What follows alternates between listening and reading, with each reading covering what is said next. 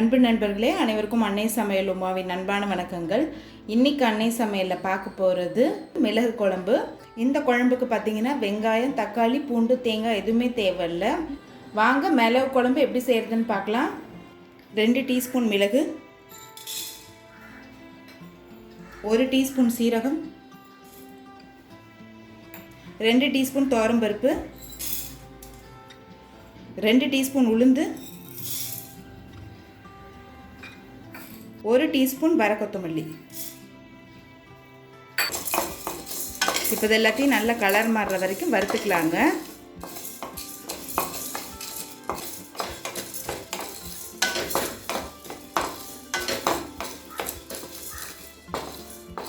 இப்போ இது எல்லாத்தையும் நல்ல வாசனை வர வரைக்கும் வறுத்தாச்சு. மிக்சியில் தேவையான அளவு தண்ணி சேர்த்து அரைச்சிக்கலாம். கடாயில் தேவையான அளவு எண்ணெய், 1/2 டீஸ்பூன் கடுகு, 1/2 டீஸ்பூன் உளுந்து,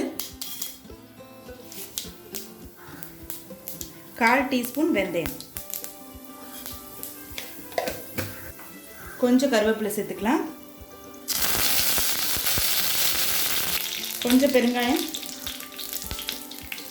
ஒரு நெல்லிக்காய் அளவு புளியை 1/2 கப் தண்ணியில் கரைச்சி சேர்த்துக்கலாம். தேவையான அளவு உப்பு, கொஞ்சம் மஞ்சத்தூள். இப்போ புளி கரைசல் சேர்த்துட்ட பிறகு ஒரு 2 நிமிஷம் ஸ்லோலே இருக்கட்டும். இப்போ புளி சேர்த்துட்டு 2 நிமிஷம் ஆயிடுச்சுங்க. இப்போ நம்ம அரைச்சி வச்சிருக்க விழுதை இதில் சேர்த்துக்கலாம். இது கூடவே கொஞ்சமாக தண்ணி சேர்த்துக்கலாம்.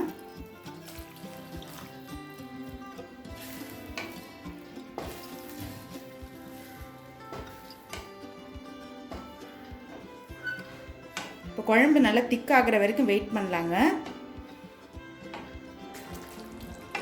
இப்போ பாருங்கள், குழம்பு நல்லா திக்காகிடுச்சுங்க. இந்த அளவுக்கு திக்காக இருக்கணும்.